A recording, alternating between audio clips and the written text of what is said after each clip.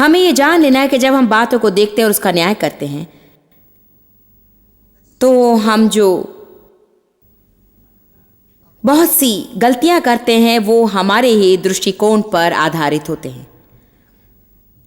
और कई बार हमारे दृष्टिकोण हमारे जीवन के धोखे पर आधारित होते हैं। और मैं आपको उदाहरण देती हूं। बचपन में मेरा इनकार किया गया, इस कारण मैं असुरक्षित थी। इसलिए जब डेव और मेरा विवाह हुआ और हम किसी बात पर चर्चा करने की कोशिश करते, यदि हम दो विपरीत दृष्टिकोण रखते तो बड़े विवाद के लिए अधिक समय नहीं लगता था। सब क्रोधित और परेशान हैं और फिर अचानक मुझे मालूम ही नहीं रहता कि हम किस बात के विषय बातें कर रहे हैं। और मैं यहां खड़ी होकर आपको सच बता सकती हूं कि कई वर्षों तक मुझे मालूम भी नहीं था कि क्या हो रहा है। मैं नहीं समझ पा रही थी कि क्या हुआ है, नहीं समझ पा रही थी कि हम परेशान क्यों हैं। मैं बिल्कुल नहीं समझ पा रही थी। डेव कहते मेरे दृष्टिकोण का मुझे अधिकार है। मैं कहती मैं जानती हूं आपके दृष्टिकोण के लिए आपके पास अधिकार है, तो आप मुझे मेरा दृष्टिकोण क्यों नहीं देते हैं? परंतु आप मेरा दृष्टिकोण बदलना चाहते हैं। मैं तुम्हारा दृष्टिकोण बदलने की बिल्कुल भी कोशिश नहीं कर रहा हूं। वे कहते तुम मुझे उकसाना चाहती हो। मैं आपको उकसाना नहीं चाहती हूं। और मैं सच में उसे समझ भी नहीं पाई। क्या आप में से किसी की ऐसी परिस्थिति थी जहां आप किसी से बात पर चर्चा करने की कोशिश कर रहे हैं और ऐसा दिखता है कि हर समय जब आप सहमत नहीं होते आप लड़ते हैं, आप नहीं जानते कि कैसे समझाएं, या आप एक बात के विषय कहने से शुरू करते हो फिर अचानक आप उन सब बातों के विषय बातें करते हैं जो अब तक हुई ही ना हो?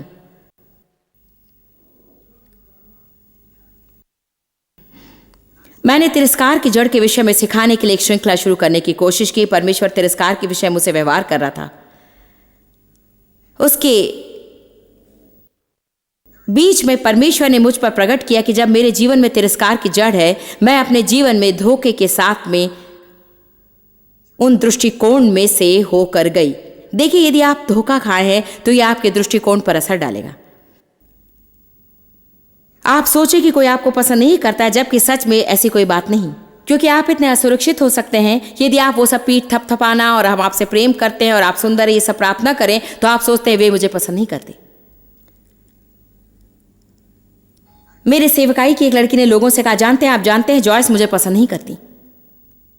मुझे ऐसा महसूस होता है जब कभी मैं उनके पास आती हूं तो मैं अस्वीकृति महसूस करती हूं। मैं अस्वीकृति नहीं रख सकती। आप क्यों सोचती कि वो आपको पसंद नहीं करती? देखिए, मैं उनके साथ साथ चलती हूं और मुझसे बात नहीं करती। मैंने उसे देखा ही नहीं था, सच में नहीं देखा था। मैंने परमेश्वर से कहा, क्यों तूने मेरा ध्यान उसकी ओर न जाने दिया?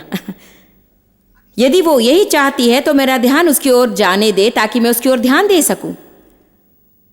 जानते हैं प्रभु ने क्या कहा? उसे ये नहीं चाहिए। वो तुम्हारा ध्यान इसलिए नहीं चाहती है क्योंकि उसकी कोई समस्या है जिससे मैं निपटने की कोशिश कर रहा हूं, और यदि जो वो चाहती है मैं उसे वही देता रहूं तो उसके जीवन में घावों के सिवा और कुछ नहीं होगा। इसलिए यहां परमेश्वर मुझे उस स्त्री की ओर देखने से भी रोक रहा था ताकि मैं उसकी ओर ध्यान न दे सकूं। उसने सोचा कि मैं उसे पसंद नहीं करती, और सच तो यह है कि परमेश्वर उसे उस समस्या से छुड़ाने की कोशिश कर रहा था जो उसे जीवन भर दर्द देता रहा है। सुनिए, आज यहां कोई शोर अवश्य करे।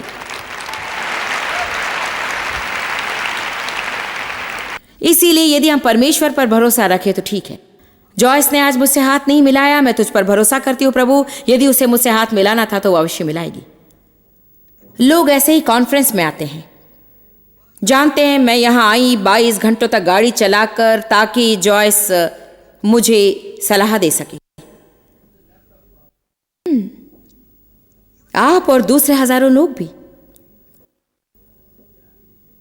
लोग सेंट लुइस में मेरे ऑफिस में आते, प्रभु ने मुझे यहां आने के लिए कहा है, लेकिन उसने मुझे आपसे मुलाकात करने के लिए नहीं बताया।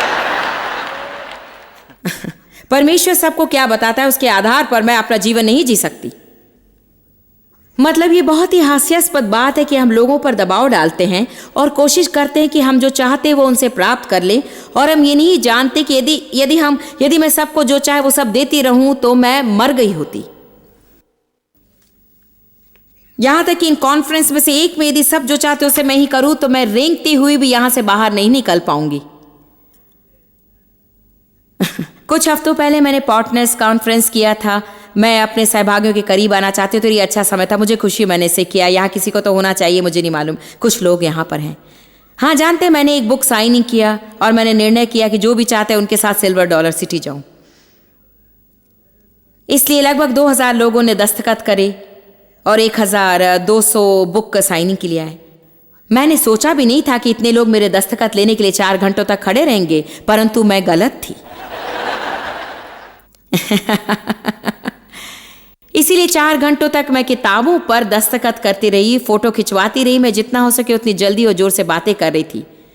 जब वो खत्म हुआ मैं थक चुकी थी, परंतु मैंने अपनी बाकी की सभाओं को पूरा किया, लोगों से प्रेम किया, क्योंकि मैं वही करना चाहती हूँ। आप नहीं जानते कि एक बलिदान है कि मैं आपके लिए उपलब्ध ना रहूं, कि मैं आपसे गले मिलूं और हाथ मिलाऊं। मैं वो करना चाहती हूँ। मैं उस कमरे में छिपकर बैठने से थक चुकी हूं। परंतु फिर कितने लोग कहते हैं, जानते हैं, बस एक बड़ी सेविका। वे सोचते हैं कि वे यहाँ लोगों के बीच में आने के लिए बहुत ही बड़ी हैं। ये सब बेकार की बातें हैं, सब वैसे नहीं है, परंतु लोग ऐसा सोचते हैं क्योंकि वे आपको चाहते हैं। उनकी ऐसी अपेक्षा होती है जो आप पूरी नहीं कर सकते। कितनी बार हम संबंधों में निराश हो जाते हैं, और ये इसलिए नहीं कि वो व्यक्ति कुछ कर रहा है, परंतु ये इसलिए है कि हमारे पास अवास्तविक अपेक्षाएं हैं। हम उस व्यक्ति से उस बात की अपेक्षा कर रहे हैं जिसके विषय परमेश्वर नहीं चाहता कि वे हमें वो दें। यदि आज आप मेरी सुनेंगे तो आपको संबंधों में कुछ चंगाई प्राप्त करेंगे, क्योंकि आप में से बहुत लोग अच्छे संबंध में गड़बड़ी ला रहे हैं क्योंकि आपकी एक समस्या है। आपने धोखा खाया है जो उस व्यक्ति के विषय में गलत दृष्टिकोण और गलत अपेक्षाएं ला रहा है।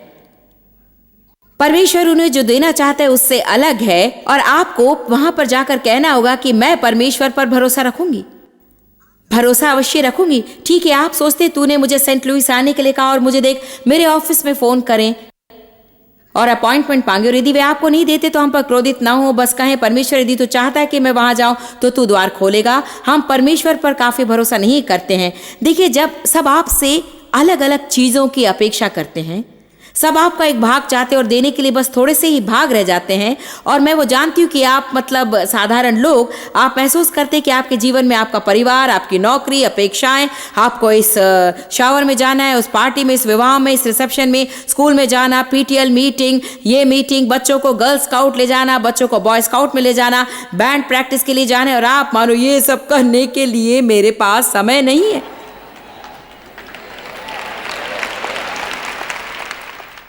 ये आपको पागल कर देगा। तो हमें क्या करना चाहिए, बोलिए। आपको हर एक मनुष्य को खुश करने की कोशिश बंद करनी होगी, और आपको ये जानना होगा कि चाहे आप कुछ भी क्यों न करें, हर एक व्यक्ति आपसे हमेशा संतुष्ट नहीं रहेगा। और आपको जानना होगा कि आपकी सीमाएं हैं, हम सबकी सीमाएं हैं। परमेश्वर सीमित नहीं है, परंतु हम सीमित हैं। हमें जान लेना होगा कि हमारी सीमाएं कहाँ पर है, और अच्छा है आप उसे पर जोर न लगाएं, क्योंकि यदि आप ऐसा करते तो आप खुद को बीमार कर देंगे और आप दुखी होंगे, और जब आप दुखी होते तो आप किसी और को दुखी कर देंगे। बहुत ही अच्छा प्रचार है जॉयस, धन्यवाद।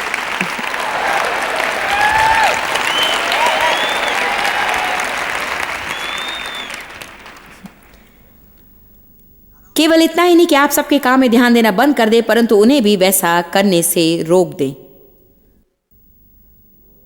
आमीन। यदि जरूरी पड़े तो आप कुछ लोगों से कहें, यह आपका काम नहीं। लोग कई बार आपसे प्रश्न पूछते हैं मानो इसके सिवा उनके पास कोई और काम नहीं। मैं नहीं सोचती कि आपको अच्छा पैसा कमाना चाहिए, हाँ तो आपकी समस्या है, क्योंकि मैं चाहती हूं कि आप अच्छा पैसा कमाएं, चाहती हूं कि आप आशीषित हो जाए। विश्वास है कि अभिषेक सिर से लेकर पूरे शरीर पर बहता है।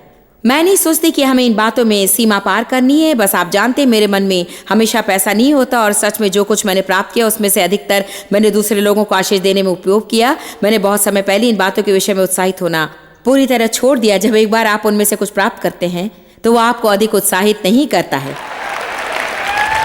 एक बात मैंने निश्चित की है कि मैं जीतने के लिए ही दौड़ूंगी, मेरे जीवन में परमेश्वर की बुलाहट पूरी करूं और अंतिम रेखा पार करूं। परमेश्वर इस बीच मेरा जीवन थोड़ा और सुखी और आनंददायक बनाने के लिए मुझे जो कुछ भी देता है तो मैं उसे प्राप्त करूंगी।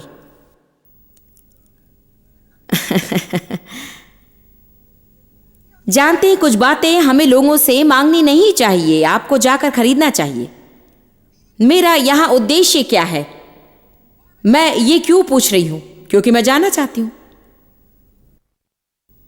क्यों जानना चाहती? ताकि आप एक दृष्टिकोण रख सकें जिसकी शुरू में आपको जरूरत नहीं है। मैं वहां ऊपर के कतार के सब लोगों को देख सकती हूं। आप यहां पास में नीचे बैठने से घबराते हैं ना? मैं मजाक कर रही हूं। मैं नहीं चाहती, मैं उस कहानी को नहीं भूलना चाहती जब डेव और मैं निभा नहीं पाते थे। प्रिय, आज आप सही समय पर आ गए। आपने सोचा कि इन बातों से पीछा छुड़ाने के लिए आप मेरे साथ काफी समय से रह रहे हैं।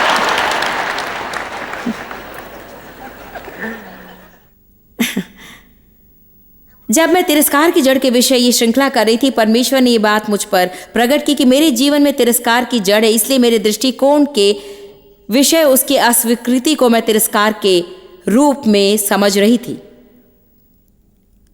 मुझे सीखना पड़ा कि कैसे मैं अपने दृष्टिकोण को दूर करूं। डेव मुझसे प्रेम करते हैं, परंतु हमेशा मेरे हर दृष्टिकोण को पसंद नहीं करते।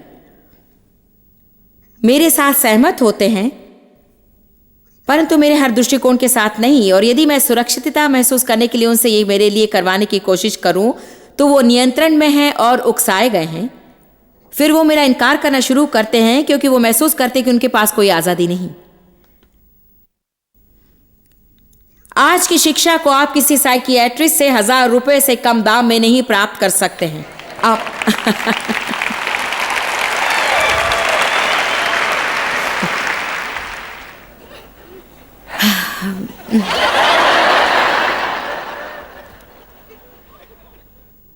क्या आप जानते हैं, मैं जो कुछ जानती हूं उसे सीखने के लिए मुझे किन किन बातों में से जाना पड़ा है?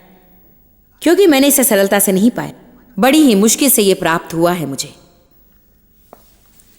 बहुत ही डर से जी रही थी उन सब बेकार की बातों के कारण जिनमें से जा रही थी, और मेरे जीवन में क्या गड़बड़ी है यह जानने की कोशिश कर रही थी।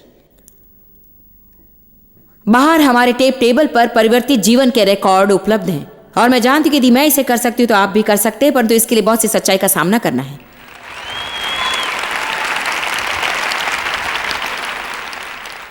मैं आपसे सच कहती हूं, मैंने लंबी दूरी तय की है, परंतु मेरा मुंह मुझे अभी भी परेशानी में डालता है। मैं अभी भी कभी कभी वो बातें जानना चाहती हूं जिसके साथ मेरा कोई संबंध नहीं, और यदि आप मेरे लिए प्रार्थना करेंगे तो मैं आपके लिए करूंगी। आइए एक दूसरे के लिए प्रार्थना करें और देखें कि क्या हम इस क्षेत्र में बदलाव प्राप्त कर सकते हैं। हमें इस तरह की बातें सुननी है, और आज आप में से बहुत से लोग, जिनमें मैं भी हूं, क्या हम सब चुनौती लेंगे? आइए देखें कि क्या हम एक दिन इसमें से जा सकते हैं, और उत्तम पर भरोसा करें। हर परिस्थिति में उत्तम पर भरोसा। उदाहरण के लिए, यदि आप पार्किंग प्लेस की राह देख रहे हैं क्योंकि आपने देखा कि वो कार बाहर निकलने पर है, आप राह देख रहे हैं, और वो कार बाहर निकलते ही कोई और आकर अपनी कार वहां रख देता है, और आप क्यों ऐसा किया? क्यों क्यों क्यों क्यों? ओह, उससे मेरे पति बहुत क्रोधित होते थे। हाँ, वो उन्हें इतना क्रोधित करता था। ओह, वो क्रोधित होती। मैं सोचती कि वो वहां कार पार्क करने वाले थे, परंतु वो उन्हें बहुत क्रोधित करता। और मैंने कहा, डेव, शायद उन्होंने आपको नहीं देखा। ओह, उन्होंने मुझे देखा है।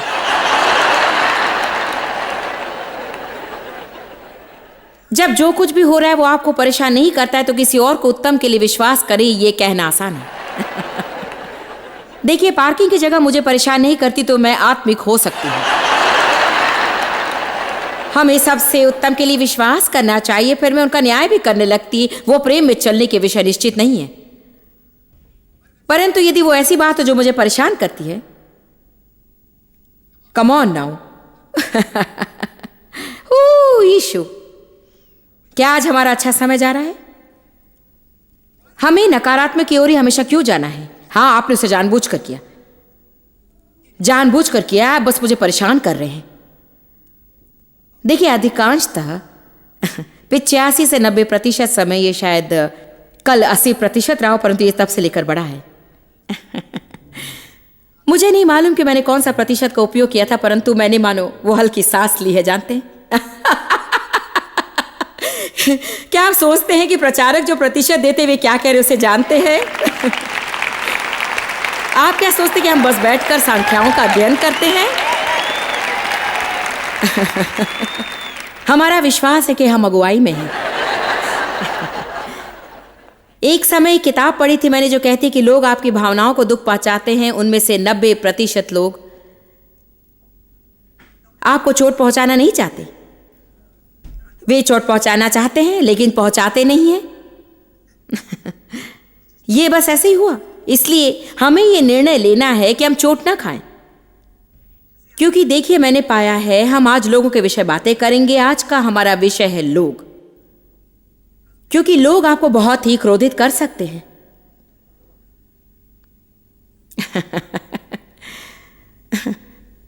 परंतु इनमें से बहुत कुछ तो अपेक्षाओं की बात के कारण आता है। मतलब वो हमें बड़ी समस्या देता है। मैंने अपेक्षा की थी कि तुम फोन करोगे, मुझे नहीं मालूम था कि आप ऐसा चाहते थे।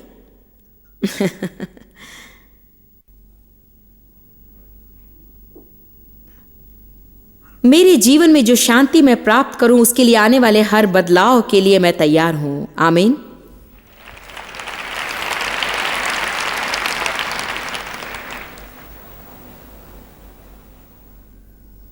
पाप का न्याय करना ग्रहण योग्य है, परंतु व्यक्ति का न्याय करना बिल्कुल नहीं। जानते हैं क्यों? क्योंकि परमेश्वर हमेशा हृदय देखता है। एक बात हम नहीं जानते हैं, हम शायद वो व्यक्ति जो कुछ करता है उसे देखते हैं, परंतु हम उनके उद्देश्य नहीं जानते। बाइबल हमसे प्रतिज्ञा करती है कि वो दिन आएगा जब हृदय की सब गुप्त बातें और सारे गुप्त उद्देश्य प्रकट हो जाएंगे। देखिए 1 कुरिन्थियों अध्याय 4।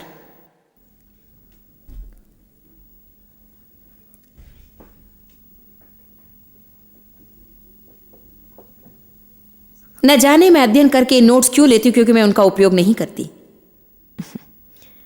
परंतु अगर ऐसा ना करूं तो जब मैं यहां आऊं तो कुछ भी नहीं कर पाती हूं। 1 कुरिन्थियों अध्याय 4 पद 5। सो जब तक प्रभु न आए समय से पहले किसी बात का न्याय न करो, क्योंकि वही तो अंधकार की छिपी बातों को ज्योति में दिखाएगा और मनों की मतियों, उद्देश्यों और लक्ष्य को प्रकट करेगा। तब परमेश्वर की ओर से हर एक का न्याय होगा। इसलिए वो समय आ रहा है संतो, जब हर व्यक्ति को वही मिलेगा जिसके वो लायक है। क्या आपने मुझे सुना? रोमियो 14:12 कहता है कि हर एक मनुष्य परमेश्वर के सामने खड़ा होगा और वो खुद का लेखा देगा। यदि आप उस अध्याय में अधिक पढ़ेंगे तो ये बताता है कि दूसरों का न्याय ना करें, क्योंकि वे आपके सेवक नहीं हैं। हर एक को परमेश्वर के सामने खड़े रहकर अपना लेखा देना होगा। इस वचन ने मेरी यहां मदद की है, जल्दबाजी में और अपरिपक्व न्याय करने में मेरी मदद की है। इसने मेरे ऑफिस में हर तरह की बातों को ना सुनूं तब तक कोई निर्णय ना लूं। हम सबसे बड़ी गलती तब करते हैं जब किसी बात में 4 या 5 लोग मिले होते हैं और एक व्यक्ति आकर आपको कुछ बताता है और आप दूसरे लोगों की सुने बिना उनकी कही हुई हर एक बात पर विश्वास करते हैं। जानते हैं क्यों? क्योंकि हम में से हर एक, मैं और आप भी, हम सब उन बातों को अपने दृष्टिकोण से देखते हैं और हमारी ही दृष्टि में हम सही होते हैं। कितने इस बात से सहमत होंगे कि इस क्षेत्र में आपकी कुछ समस्या है? ठीक है, इसलिए आप कभी भी उन बातों का न्याय करने में जल्दबाजी ना करें। परमेश्वर ने मुझसे 2 दिन पहले कुछ बात कही और मैं इसे जानती हूं, परंतु मुझे इसे फिर से सुनना जरूरी है। उसने कहा, जॉयस, जब तुम क्रोधित होती हो तब किसी भी बात के साथ व्यवहार ना करना।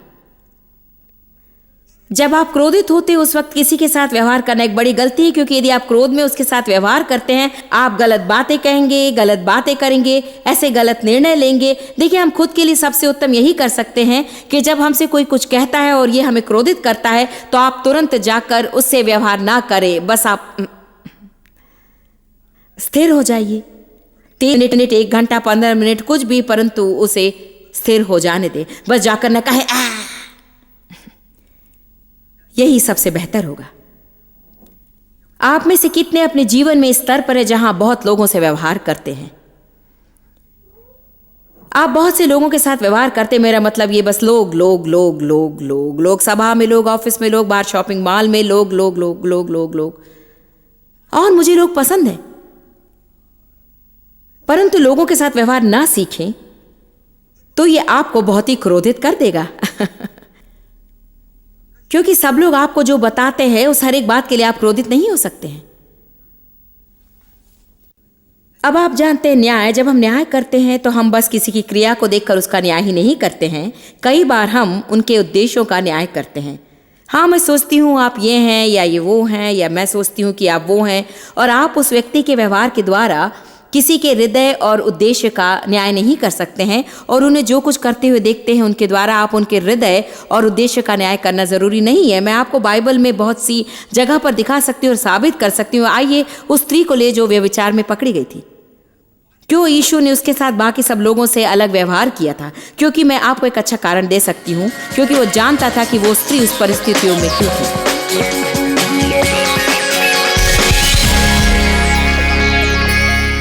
कार्यक्रम में पहले मैंने आपको बताया था कि अपने काम से मतलब रखें, और आपने सोचा होगा कि ये तो सचमुच बड़ा रूखा लगता है कि अपने काम से मतलब रखें।